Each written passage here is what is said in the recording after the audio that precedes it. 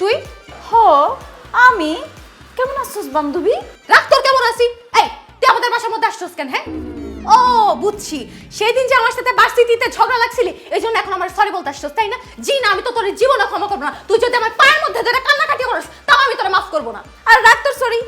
আমি তোর সরি বলতে আসি নাই, তোর কাছে মাফ চাইতেও আসি নাই। সরি বলতে আসছস না তো এখানে আসছস কি জন্য? হ্যাঁ, আর তুই এত সাইজা গুজা শাড়িটাই পরে আসছস কেন? এই তুই আবার কারোর সাথে পালাই যাইতেছস না তো? বান্ধবী তুই আমার চিনোস না? আমি কি কারোর সাথে ভেগে যাওয়ার মেয়ে? আমাকে কেউ একজন এখানে নিয়ে আসছে, তাই আমি আসছি। একজন নিয়ে আসছে মানে? কে নিয়ে আসছে? আমি নিয়ে আসছি। ভাইয়া তুমি তুমি এই অসভ্য মেয়েটাকে আমাদের বাসায় কেন নিয়ে আসছো? এই খবরদার, ওর সম্মান দিয়া কথা বল, সে তোর ভাবি।